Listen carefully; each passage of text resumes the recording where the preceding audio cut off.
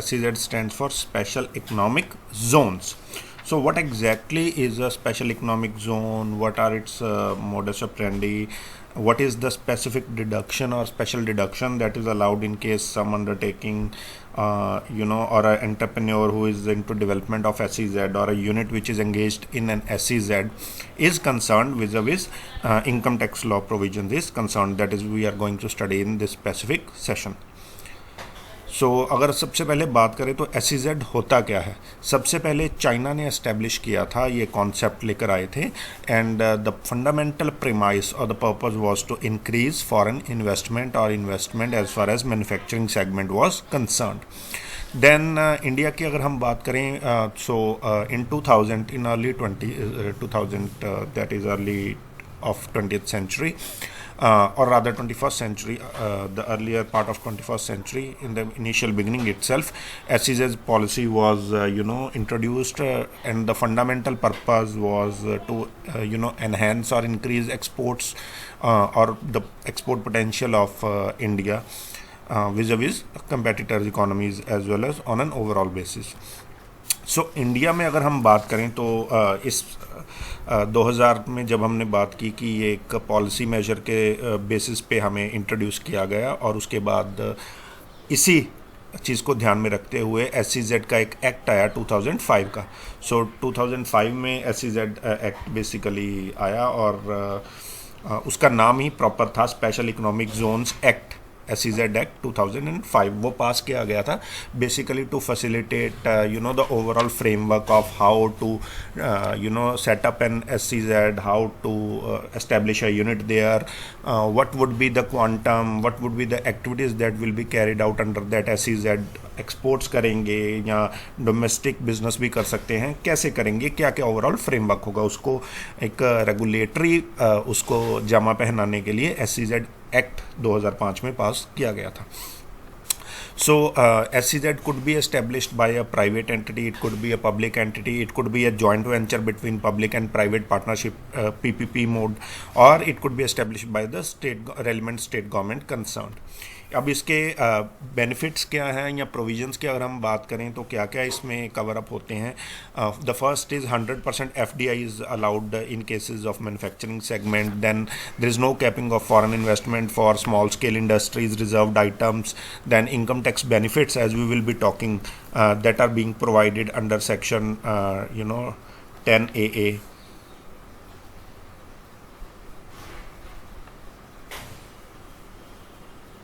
सो section 10AA के अंदर deductions allowed है जो इनकम होगी SEZ के अंदर.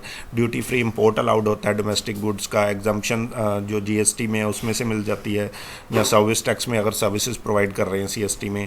इनकम टैक्स में इन्वेस्टमेंट्स पे एग्जम्पशन होती है. एनहेंस्ड लिमिट बढ़ा दी गई थी 2.4 crore for managerial remuneration to qualify for taxation purposes, and there is a flexibility of as far as applicability of labor laws or labor regulations is concerned. So under automatic route 100% FDI usually permitted as far as this establishment of units or functioning of SEZ is concerned. So primarily objective क्या है SEZ बनाने के? Basic objective है infrastructure facilities develop करना, as far as in addition to promotion of investment in the economy. और उस investment जो promote हो रही है उसका purpose क्या है? The fundamental purpose is increasing the exports, thereby getting more foreign exchange revenue for the economy. By increasing investment you increase the job opportunities in the economy, and thereby overall GDP growth or economic growth of a particular economy concern. So establishment का procedure क्या है? They can be established either by the central government, state government or any other entity as we had talked about, including PPP mode. So requirements जैसे different minimum area requirements and different categories of SEZs के लिए हर SEZ को divide किया जाता है एक processing area में जहाँ पर units establish की जाएंगी, और एक नॉन प्रोसेसिंग एरिया होगा जहाँ पर बेसिकली सपोर्ट इंफ्रास्ट्रक्चर जो उस SEZ को चलाने के लिए और उसके फंक्शनिंग के लिए रिक्वायर्ड है वो supporting infrastructure that is being made available और down there. So core area हो गया प्रोसेसिंग एरिया जहाँ पर यूनिट्स एस्टेब्लिश होंगी, और there could be a non processing area for support services as well. और सिंप्लीफाइड प्रोसीजर्स हैं, सिंगल विंडो क्लियरेंस मिलती है, अलग अलग जगह बड़ा अलग अलग डिपार्टमेंट्स के पास जाकर एनओसीज लेने की या एप्लीकेशन अप्रूवल लेने की ज़रूरत नहीं है, सिंगल विंडो क्लियरेंस मिलती है SEZ सेटअप करने के लिए, और यहाँ उसके अंदर यूनिट सेटअप करनी है तो उसके लिए भी। देन इंसेंटिव्स दिए जाते हैं SEZ के कॉन्टेक्स्ट में, क्या क्या हैं वो। अगर इंसेंटिव्स की बात करें तो जैसे हमने शुरुआत में बात की, कस्टम्स ड्यूटी हो गई, एक्साइज ड्यूटीज़ हो गई, उन पे इंसेंटिव्स दिए जाते हैं, एग्जम्पशन दी जाती है। जो एक्सपोर्ट कर रहे हैं आइटम्स यहाँ से, उनमें कस्टम ड्यूटीज़ में एग्जम्पशन या एक्साइज ड्यूटीज़ में एग्जम्पशन। जो अप्रूव्ड SEZs हैं उनके केस में इनकम टैक्स की एग्जम्पशन है, जैसे हमने बात की एक्सपोर्ट इनकम पे 10 सालों के ब्लॉक में 15 साल तक, और जैसे हम बात करेंगे 15 साल तक यूजुअली कई केसेस में अलाउड है। और 80IAB के अंदर भी हमने जैसे वो इंफ्रास्ट्रक्चर अंडरटेकिंग अगर आपको याद हो, और उन यूनिट्स की बात की थी तो उनको भी कंसिडर किया जा सकता है। सो इनकम टैक्स की exemption in addition that we have talked section 10AA जो बेसिकली डील करेगा डिडक्शन से, कि ये स्पेशल प्रोविजन से डील करता है जो नई यूनिट्स एस्टेब्लिश किए जाएँ SEZ के अंदर, उसके कॉन्टेक्स्ट में, उसके केस में डिडक्शंस क्या मिलेंगी। देन डिविडेंड डिस्ट्रीब्यूशन टैक्स से एग्जम्पशन थी पहले अंडर सेक्शन 1150, स्पेसिफिकली जैसे हमने बात की सेक्शन 1150 जो लास्ट वीडियो सेशन में बात की थी, dividend distribution tax, that is tax on distributed profits के बारे में। अब हालांकि वो रजीम चेंज हो चुकी है, जैसे हमने उस वीडियो सेशन में बात की थी। अब जो शेयर होल्डर्स हैं जो डिविडेंड रिसीव कर रहे हैं, उनके हाथों में जो डिविडेंड है वो टैक्सेबल होगा। कंपनीज को DDT विद इफेक्ट फ्रॉम 1 अप्रैल 2020 वो जो है वो लागू नहीं है, वो रिजीम चेंज कर दी गई है। देन 100% टैक्स एग्जम्पशन है इनकम टैक्स की एक्सपोर्ट इनकम पे, सिर्फ और सिर्फ export income, not total income. जो SEZ यूनिट्स हैं अंडर सेक्शन 10AA जो हमने बात की पहले 5 साल, उसके बाद आगे वाले 5 सालों में भी फिर 50% तक एग्जम्पशन है, और उसके बाद 50% फिर एग्जम्पशन है subject to certain restrictions that we will be talking about. Then कुछ स्पेशल प्रोविजन, अगर कोई नई यूनिट्स एस्टेब्लिश हो रही हैं SEZ के अंदर तो वो क्या होगी। सबसे पहले इम्पॉर्टेंट प्रोविजंस अगर हम बात करें तो they basically section 10AA covers is about a tax holiday that is being given to newly established entities और अंडरटेकिंग्स और यूनिट्स, जिसको यूनिट्स नाम भी दिया जाता है अंडरटेकिंग को। Undertaking being a unit which is established in a special SEZ और अप्रूव्ड SEZ के अंदर उनको क्या फ़ायदे हैं। बेसिकली टैक्स हॉलीडे मिलता है, टैक्स में छूट मिलती है, कितने देर तक टैक्स नहीं देना है, एक्सपोर्ट्स पे एग्जम्पशन है, ड्यूटीज़ कम है, या ड्यूटी ड्रॉबैक स्कीम है एक्सपोर्ट के केसेस में कि आपने ड्यूटी पे आउट भी कर दी तो बाद में आपने बता देना है कि इतना मैंने एक्सपोर्ट किया, उस हिसाब से जितनी ड्यूटी आपने पे की थी वो आपको रिफंड मिल जाएगा। जैसे इनकम टैक्स में रिफंड होता है वैसे duty drawback is a kind of a facility कि एक बार आपने ड्यूटी पे ऑफ करी या कुछ भी किया तो बाद में आप शो करोगे डिपार्टमेंट्स को कि हमने ये इतना एक्सपोर्ट किया जी, सो उसके बेस पे जो आपकी ड्यूटी चार्ज की गई होगी वो आपको वापस मिल जाएगी इंसेंटिव या सब्सिडी के फॉर्म में। देन डिडक्शन अवेलेबल जो है इस सेक्शन में, सेक्शन 10AA के अंदर, वो सब तरह के असेसीज को अवेलेबल है, वो सिर्फ कंपनीज या इंडिविजुअल्स को अवेलेबल नहीं है, ये सब तरह के, चाहे वो अंडरटेकिंग जो SEZ के अंदर बनाई गई है, जो यूनिट बनाई गई है, चाहे वो कंपनी फॉर्म में बनी हो, चाहे वो पार्टनरशिप फॉर्म में बनी हो, चाहे वो किसी भी काइंड ऑफ जो हमने पर्सन की डेफिनेशन की थी उनमें से किसी भी फॉर्म ऑफ ऑर्गेनाइजेशन जो है वो हो सकती है। So this deduction under 10AA is available to all SSC. शर्त क्या है कि वो मैन्युफैक्चरिंग या एक्सपोर्ट कर रहा हो वो आर्टिकल्स, गुड्स या service in that specific year SEZ की यूनिट्स के थ्रू, जिस यूनिट से वो डिडक्शन क्लेम करना चाहता है। सो जो अंडरटेकिंग है, जो यूनिट है SEZ के अंदर, वो सोल प्रोप्राइटर भी हो सकती है, वो पार्टनरशिप फॉर्म भी हो सकती है, वो कंपनी भी हो सकती है, इंडिविजुअल भी हो सकती है, HUF भी हो सकती है, कुछ भी हो सकती है। सो एसएससी कोई भी फॉर्म ऑफ ऑर्गेनाइजेशन कोई भी SEZ के अंदर हो सकती है जो डिडक्शन क्लेम करना चाहती है।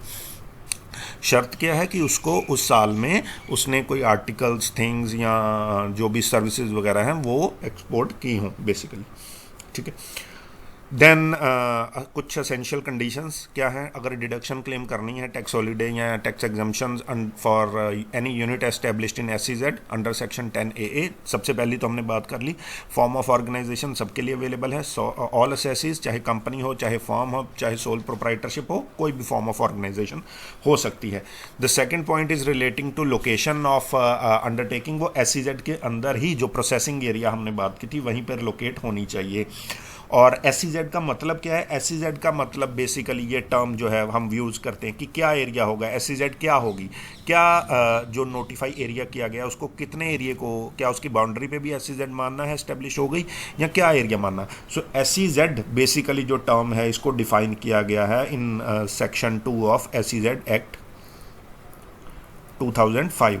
तो वहाँ पर जो मतलब है SEZ का वही मतलब एप्लीकेबल होगा इन प्रोविजंस के कॉन्टेक्स्ट में। और वो सेक्शन 2 के बेसिकली अगर हम फर्दर बात करें तो उसका जो क्लॉज ZA है वो डील करता है उससे।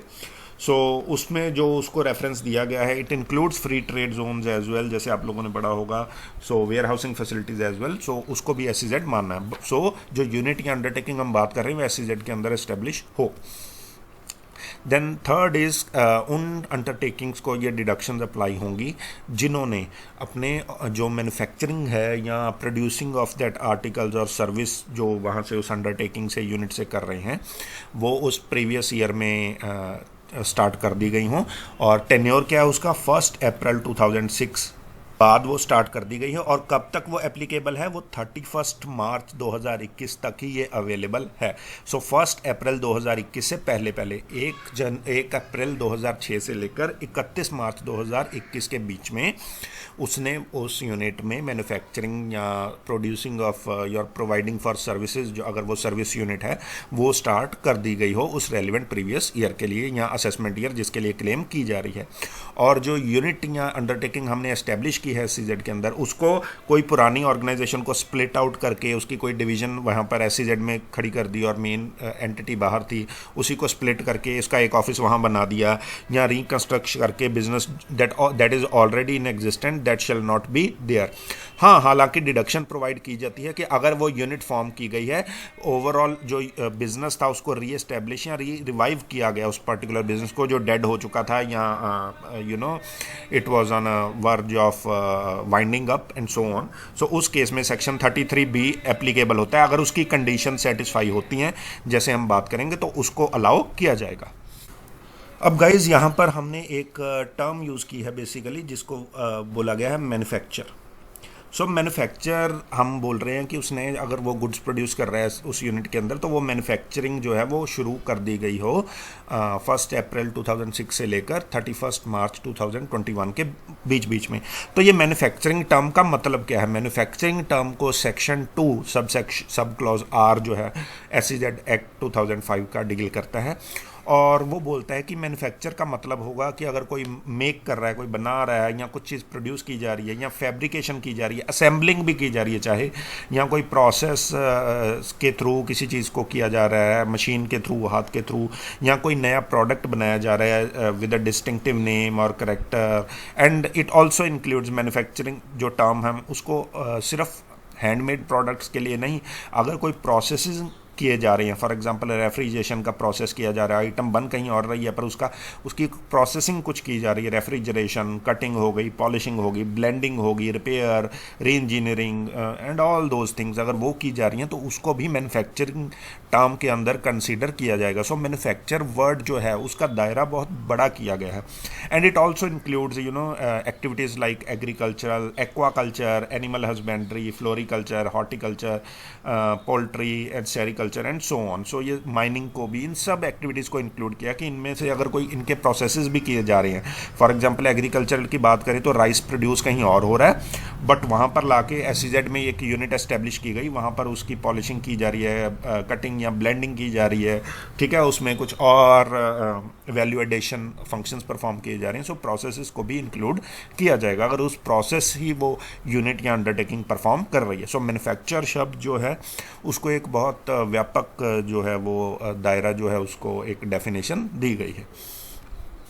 देन अगर हम बात करें और रिलेटेड प्रोविजंस की, सो जो अंडरटेकिंग की कंडीशंस की हम बात कर रहे हैं, सो बेसिकली जो है वो वही कंडीशंस हम डिडक्शंस के लिए एप्लीकेबल जो हैं, एसेंशियल कंडीशंस, उन्हीं को डिस्कस कर रहे हैं कि कोई भी ट्रांसफ़र पुरानी प्लांट एंड मशीनरी ना हो, उसको नए बिजनेस में ना यूज़ किया गया हो। हाँ, उसकी दो एक्सेप्शन हैं कि जहाँ पर आप पुराना प्लांट एंड मशीनरी जो है वो उसको यूज़ कर सकते हो, अदरवाइज जो यूनिट अंडरटेकिंग एस्टेब्लिश है उसमें नई प्लांट एंड मशीनरी यूज़ की हो। ये ना हो पुराना बिजनेस था उसको वाइंड अप किया, या जैसे हमने बात की अभी स्प्लिट कर लिया और कुछ machinery plant and machinery SEZ वाले यूनिट में भेज दी और कुछ बाहर ही रखी।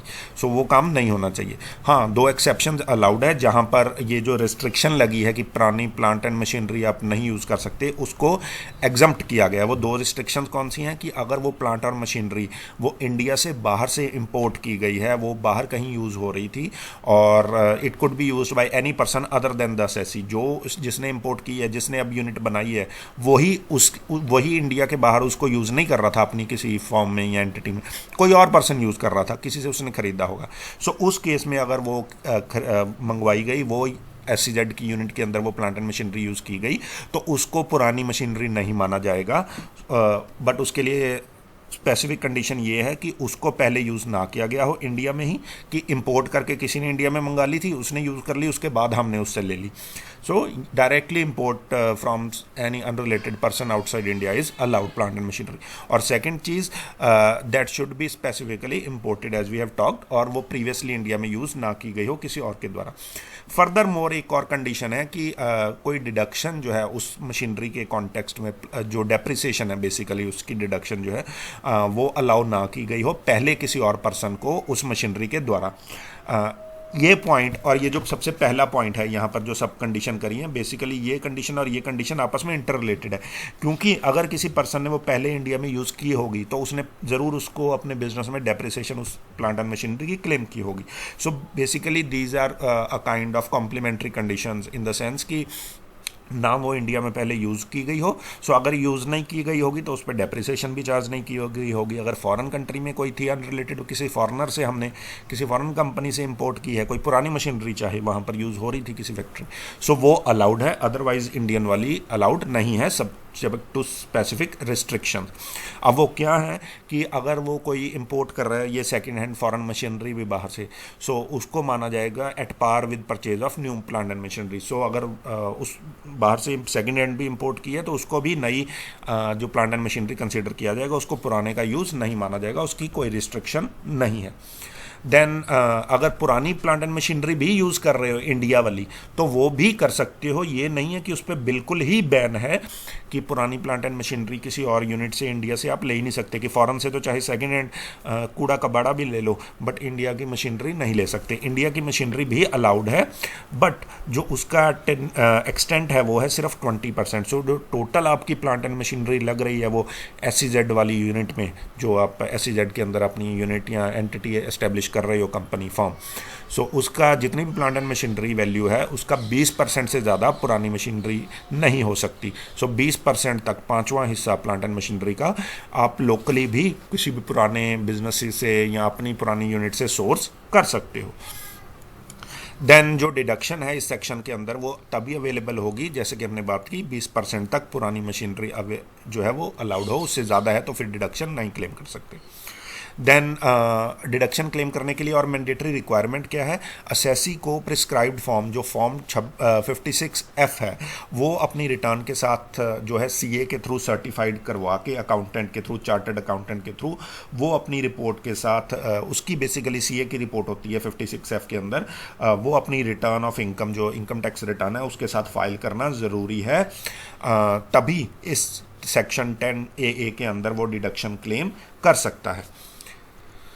देन प्रोविजंस जो है 80IA सब क्लॉज A की जो रिलेट करती है कि अगर इंटर यूनिट कोई ट्रांसफ़र की जा रही है आइटम्स की, या 80IA 10 सब क्लॉज है जो you know showing off access profit from such unit, such SEZ unit is concern, वो इस केस में भी अप्लाई होते हैं चाहे वो SEZ के अंदर ही यूनिट बनी हो। अदरवाइज 80IA जैसे हमने बात की थी नई अंडरटेकिंग्स बनाने के केस में नॉर्मल कहीं भी जगह पे। सो इस केस में होगा क्या, जैसे 80 सेक्शन की हमने बात की, असेसिंग ऑफिसर को एक डिस्क्रिप्शन दी है कि अगर उसको शक लगे कि आपने अनड्यू प्रॉफिट्स क्लेम कर रहे हो, ज़्यादा प्रॉफिट आप SEZ यूनिट में क्लेम कर रहे हो रादर देन जो ये लास्ट में हमने बात की कि इंटर यूनिट ट्रांसफ़र की, आपने कोई बाहर एंटिटी बनाई थी, उसका कच्चा माल थोड़ा सा तैयार करके, सो फिनिश्ड प्रोडक्ट ही था सॉर्ट ऑफ, सो आपने सिर्फ प्रोसेसिंग दिखा दी और SEZ को वो सामान बेच दिया और SEZ से एक्सपोर्ट कर दिया। सो अगर असेसिंग ऑफिसर को ये शक लग रहा है कि ये जो ट्रांजैक्शन की गई या इंटर यूनिट ट्रांसफ़र किया गया या इसका पर्पज़ ये था कि आप एक्सेस प्रॉफिट दिखा सको SEZ यूनिट से, ठीक है, नॉर्मल बाहर वाली यूनिट से प्रॉफिट दिखाओगे तो उस पर टैक्स लगेगा ही लगेगा। सो SEZ पे अगर एक्सपोर्ट कर रहे हो तो उस पर एग्जम्पशन मिल जाएगी। सो अगर कोई ऐसे ट्रिक्स यूज़ कर रहा है तो असेसिंग ऑफिसर उसकी जो है इनकम स्पेसिफिक कंप्यूट अपने तरीके से कर सकता है, वो प्रोविज़न अलाउ की गई है उसको। देन बेसिकली अगर हम बात करें क्या रेट ऑफ डिडक्शन है इस सेक्शन के अंदर 10A के अंदर और पीरियड ऑफ डिडक्शन क्या है, जैसे हमने शुरुआत में बात की थी कि जो पहले 5 असेसमेंट ईयर कॉन्जिक्यूटिव लगातार जो 5 असेसमेंट ईयर होंगे, जिस असेसमेंट ईयर से उसने मैन्युफैक्चरिंग करना शुरू कर दिया, मतलब जिस प्रीवियस ईयर में काम शुरू कर दिया है उसका जो असेसमेंट ईयर अगले साल शुरू होता है, वहाँ से लेके वो 5 असेसमेंट ईयर पहले लगातार वो जो है वो जितने का सारा प्रॉफिट एंड गेन्स हुए उस अंडरटेकिंग से जो SEZ के अंदर इस्टेब्लिश की गई है, उसका का सारा प्रॉफिट्स या इनकम जो है वो गेन्स जो है वो सारे के सारे एग्जम्प्ट हैं, वो माफ़ है, उन पर इनकम टैक्स नहीं लगेगा। बट शर्त क्या है यहाँ पर, ये चीज़ ध्यान देनी है, वो सिर्फ एक्सपोर्ट किए गए आइटम्स पे। सो अगर लोकल डोमेस्टिक मार्केट में कोई चीज़ कंज्यूम की गई है, डोमेस्टिक बिजनेस में सेल ऑफ की गया है, तो वो एग्जम्प्ट नहीं है। सिर्फ और सिर्फ एक्सपोर्ट के कॉन्टेक्स्ट में अगर सारे का सारा उसने सामान अंडरटेकिंग ने एक्सपोर्ट कर दिया तो वो 100% ऑफ प्रॉफिट्स या गेन्स जो हैं जितना भी थे उस साल के 5 सालों तक हर साल वो पूरा एग्जम्पशन क्लेम कर सकती है अंडर दिस सेक्शन। देन उससे आगे वाले 5 सालों में for next consecutive 5 years 50% of profit and gains are be allowed. Then उसके बाद भी नेक्स्ट 5 ईयर्स में आपको टोटल 15 साल बन जाएंगे ये हमारे। सो पहले ये 10 साल तो हो ही गए, सो ये एक एडिशनल 5 ईयर्स अलाउड है, बट ये सिर्फ स्पेसिफिक केसेस में अलाउड है।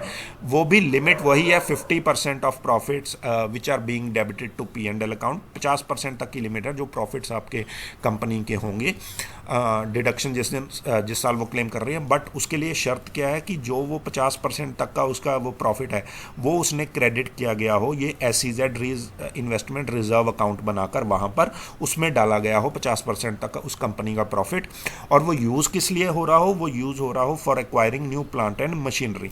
सो अगर 50% तक प्रॉफिट उसके बाद वो अपना जो है जो भी अपना एनुअल प्रॉफिट था बिजनेस से या अंडरटेकिंग से, वो नई प्लांट एंड मशीनरी एक्वायर करने के लिए एक फ़ंड क्रिएट करके SEZ री इन्वेस्टमेंट रिजर्व अकाउंट उसमें डाल देते हैं, तो वो अगले 5 सालों में भी 10 साल के बाद एग्जम्पशन क्लेम कर सकते हैं। कितनी डिडक्शन अलाउ होगी, जैसे कि पहले 5 सालों के बाद जो नेक्स्ट 5 ईयर में 50% अलाउड है, वैसे ही यहाँ पर भी 50% जो है वो प्रॉफिट डिडक्शन अलाउड होगी। देन अब कई कंडीशन में क्या है कि जो बेनिफिट्स दिए गए हैं इन सेक्शन के अंदर, सेक्शन 10AA के अंदर, उसको विड्रॉ भी किया जा सकता है। सेक्शन 10AA सब क्लॉज 3 के अंदर वो चीज़ बात की है। वो किन कंडीशंस में, सबसे पहले तो जैसे हमने बात की कि अगर जो ये रिजर्व क्रिएट किया गया था, ठीक है, SEZ री इन्वेस्टमेंट रिजर्व अकाउंट, और ये 5 साल हमने 10 सालों के बाद भी 11वें 12वें 13वें 14वें एंड 15th ईयर में भी हमने जो एग्जम्पशन क्लेम कर ली। सो अगर उस रिजर्व को जो पर्पज़ मेंशन किया गया है प्लांट एंड मशीनरी एक्वायर करने के लिए ही यूज़ करना है, अगर उसके अलावा किसी और पर्पज़ के लिए यूज़ किया जाता है, डिविडेंड डिस्ट्रीब्यूट करने के लिए, कुछ और चीज़ों काम के लिए, सो उस केस में जो एग्जम्पशन दी थी वो वापस ले ली जाएगी। वो उस साल की इनकम भी फिर टैक्सेबल होगी प्रॉफिट्स के हिसाब से रेट्रोस्पेक्टिवली। या वो जो रिजर्व अकाउंट बनाया उसको यूज़ ही नहीं किया, हमने क्या किया, स्मार्ट ट्रिक यूज़ की, हमने रिजर्व अकाउंट में पैसा तो डाल दिया 50% प्रॉफिट्स, बट हमने उसको वैसे ही पड़ा रहने दिया कि रिजर्व एंड सरप्लस कल को यूज़ कर लेंगे, उसको उस पर्पज़ के लिए यूज़ ही नहीं किया जिसके लिए वो रखा गया था। सो इन दोनों केसेस में ही अगर ये काम किए गए तो जो बेनिफिट्स दिए गए हैं डिडक्शन के वे विड्रॉ किए जा सकते हैं। अब यहाँ पर हमने बात की थी सबसे पहले कि एग्जम्पशन अलाउड है एक्सपोर्ट ऑफ आर्टिकल्स या थिंग और सर्विसेज में। सो एक्सपोर्ट टर्म है वो बहुत क्रिटिकल है।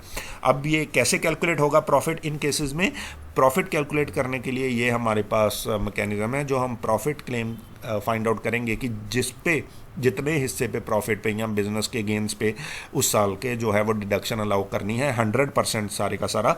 वो क्या होगा, जितना उस बिजनेस का प्रॉफिट था मल्टीप्लाई बाय उसकी एक्सपोर्ट की टर्नओवर कितनी थी डिवाइडेड बाय टोटल टर्नओवर। सो ये जो export turnover divided by total turnover है, इसका मतलब पर्पस यही है कि जो एक्सपोर्ट आइटम्स की गए, एक्सपोर्ट का जो काम किया गया, सिर्फ उसी पे डिडक्शन दी जाए। अगर डोमेस्टिक बिजनेस में उसने कुछ सेल्स की हैं तो उस पर अगर कोई रेवेन्यू जनरेट हुआ है तो उसकी डिडक्शन नहीं मिलेगी। So deduction shall be limited exclusively relating to the export of such articles और थिंग्स और सर्विसेज कंसर्न। सो अगर हम टैक्स प्लानिंग प्रोविजंस की बात करें तो एसईजेड की ये जो प्रोविजंस हमने की, यहाँ पर टैक्स प्लानिंग कहाँ पर आ सकती है, कहाँ से मिल सकती है हमें। सबसे पहले कोई कैरी फॉरवर्डिंग या सेट ऑफ अनअब्जॉर्ब्ड एक्सपेंसेस की अगर हम बात करें टैक्स हॉलीडे पीरियड के दौरान, सो उसको हम कर सकते हैं सेट ऑफ की 2006-07 से लेकर जैसे कि अभी हमने बात की 31 मार्च 2021 तक। जो डेप्रिसिएशन है सेक्शन 32 जो हमने बिजनेसेस की थी, साइंटिफिक रिसर्च के लिए कोई एक्सपेंडिचर किया है सेक्शन 35 में, या फैमिली प्लानिंग के कॉन्टेक्स्ट में एक्सपेंडिचर किया कंपनी ने, किसी ने under section 36 sub section 1 sub clause 9 के अंदर, सो उनको कैरी फॉरवर्डिंग और सेट ऑफ किया जा सकता है after tax holiday period as well. So जो 10 साल का पीरियड दिया गया है हमारे पास टोटल, ठीक है ना, एग्जम्पशन का, उसके बाद 11th ईयर ऑनवर्ड्स जहाँ पर हमें जो टैक्स हॉलीडे की एग्जाम्पशन नहीं है, जो हमें 100% ऑफ प्रॉफिट एंड गेन्स या 50% ऑफ प्रॉफिट एंड गेन्स नहीं मिलेंगे, बट ये जो हमारे पास अनअब्जॉर्ब्ड एक्सपेंसेस रह गए, चाहे वो टैक्स हॉलीडे पीरियड के दौरान के थे, बेसिकली शुरुआती सालों में ही थे, इन एक्सपेंसेस को हम आगे जाके भी क्लेम आगे वाले सालों में क्लेम कर सकते हैं उन सालों के कॉन्टेक्स्ट में जहां पर हमारी टैक्स हॉलीडे जो पहले 10 साल की लिमिट थी, जहां पर हमने अपनी इनकम माफ़ करवाई है उसके बाद। सो ये एक बेनिफिट है कि अगर स्मार्ट ज़्यादा से ज़्यादा अपने प्रॉफिट्स कम शो करने हैं तो ये जो डेप्रिसिएशन है, ये साइंटिफिक रिसर्च है, फैमिली प्लानिंग पे एक्सपेंडिचर है, इनको पहले 10 साल जब आपको ये जो सारी एग्जम्पशंस तो मिलनी है, ये इनको क्लेम ना किया जाए, उन 10 सालों के बाद जो हमारे पास पीरियड आएगा वहाँ पर इनको जो है वो क्लेम किया जाए इन एक्सपेंसेस को। देन अगर हम सेकंड पॉइंट बात करें तो लॉसेस को भी इसी तरह set of and carry forwarding किया जा सकता है आफ्टर टैक्स हॉलीडे पीरियड। सो 2006-07 के बाद जब भी अगर इन अंडरटेकिंग्स में यूनिट जो एसईजेड के अंदर एस्टेब्लिश किया, अगर वहाँ से लॉस हो गया, primarily in relation to non speculation business loss हो या लॉस हो कैपिटल गेन्स के अंदर, सो उन केसेस में जो उनके लॉसेज हैं उनको आफ्टर टैक्स हॉलीडे पीरियड भी एडजस्ट स्क्वायर ऑफ किया जा सकता है इन फ्यूचर। सो बेटर है टैक्स हॉलीडे पीरियड के दौरान उनको क्लेम ना किया जाए बल्कि बाद में क्लेम किया जाए। देन जो डिडक्शन की डुप्लीकेशन है वो अलाउड नहीं है बेसिकली डेप्रिसिएशन के कॉन्टेक्स्ट में भी बात करें। सो अंडर अगर सेक्शन 10AA, यहाँ पर 10A नहीं है, इट शैल बी 10AA। सो वो जो है वो अगर कोई एंटरप्राइज जो एसईजेड में एस्टेब्लिश है, अगर वो इस सेक्शन के अंदर डिडक्शंस क्लेम कर रही है, सो उस केस में उसको 80 सेक्शन के अंदर HH या HHA आई और IA जो हमने इंडस्ट्रियल अंडरटेकिंग का स्पेसिफिकली किया, या I80 IB, उनके अंदर वो जो है वो डिडक्शंस क्लेम नहीं कर सकते। सो दोनों जगह डिडक्शंस क्लेम करना allowed, multiplicity of claiming of deduction is not allowed. Then कोई अंडरटेकिंग है जो वो ट्रांसफ़र कर दी गई in the process of amalgamation या डीमर्जर, उनके केस में क्या होगा कि जब वो ट्रांसफ़र या डीमर्जर हो गया, सो उसके बाद जो नई एंटिटी बनी उसको जो है वो deduction under section 10AA allowed नहीं की जाएगी। फाइनली जो हमने बात की थी, असेसिंग ऑफिसर के पास पावर है कि वो जो इन्फ्लेटेड प्रॉफिट अगर किसी ने हेर फेर करके शो किए, जैसे हमने बात की मेन काम सारा दूसरी जगह हुआ, सिर्फ एक पॉलिशिंग या ब्रांडिंग शो कर दी एसईजेड यूनिट से और वहाँ से एक्सपोर्ट कर दिया, ओवरऑल हमने डिस्गाइज करना चाहा अपनी इनकम को रिपोर्टिंग के लिए कंपनी की। सो उस केस में असेसिंग ऑफिसर के पास पावर है कि वो जो है वो इनकम को या प्रॉफिट्स को जो भी एसएससी ने क्लेम किए हैं उसको रिकम्प्यूट कर सकते हैं if there is an suspension और apprehension that these have been done through tricks to just report inflated profits और circumvent the tax payments. So these are the different provisions related to SEZ or units or enterprises which are being established in an SEZ unit. So basically कोई ABC limited या कोई भी company है, उसने deduction claim करनी है under this section for any unit which they have established in an SEZ specifically. और particulars क्या है, एक्सपोर्ट्स जो उन्होंने किए उससे सेल है 92 लाख रुपीज़, और डोमेस्टिक मार्केट में भी अपने प्रोडक्ट्स बेचे और उससे सेल्स आई 20 लाख रुपए की। सो ओवरऑल सेल्स हो गई 92 लाख एक्सपोर्ट किया और जो डोमेस्टिक मार्केट में 20 लाख का सामान बेचा। सो अगर ओवरऑल प्रॉफिट बात करें बिजनेस का तो वो था 24 लाख रुपए। सो अगर हम टोटल एक्सपोर्ट सेल्स की बात करें तो उसमें से कुछ कन्वर्टेबल फॉरेन एक्सचेंज उसने वापस ब्रॉट आउट की, that amounted to 80 lakh rupees specifically.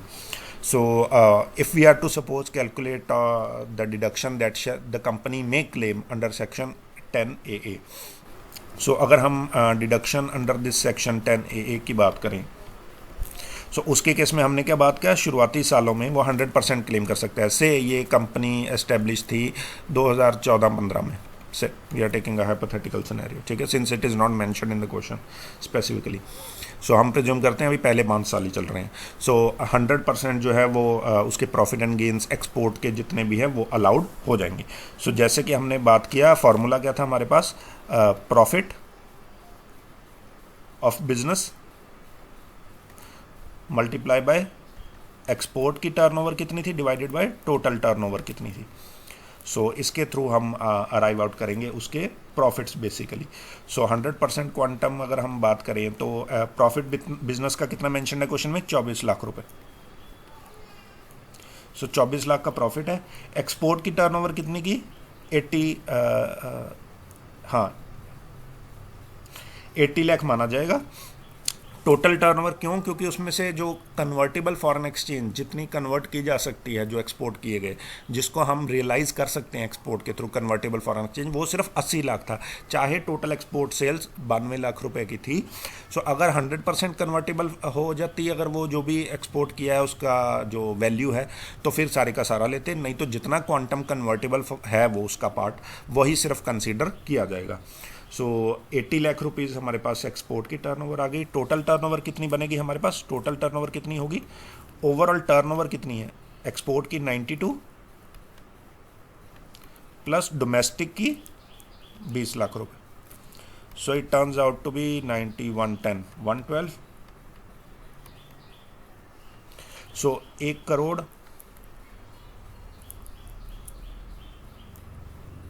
12 lakh रुपए जो है वो इसकी टोटल टर्नओवर मानी जाएगी। I repeat again, total turnover में जितना एक्सपोर्ट किया प्लस डोमेस्टिक, जहाँ पर भी जितनी भी सेल्स थी कंपनी की, इररिस्पेक्टिव कहाँ पे की कन्वर्टेबल है या नहीं है, सारी कंसिडर होगी। जबकि एक्सपोर्ट टर्नओवर में सिर्फ वो पार्ट कंसिडर होगा जो finally company was able to convert that foreign exchange within stipulated time period to its revenue aspect. So चाहे सेल्स की 92 लाख की एक्सपोर्ट की, बट जो फॉरेन एक्सचेंज की विद इन स्टिपुलेटेड टाइम वो कन्वर्ट कर पाए वो 80 लाख रुपीज़ ही थी। अगर सारे का सारा कन्वर्ट करते तो 92 ही आता, अगर 50% होता तो प्रोपोर्शनेटली हम उसको 46 लाख ही लेते। So this is how using this mechanism 24 lakh into 80 divided by total turnover, इससे हम जो है वो फाइनल वैल्यू निकालेंगे कि उसको ओवरऑल वो कंपनी कितनी जो डिडक्शन है अंडर सेक्शन 10AA क्लेम कर सकती है।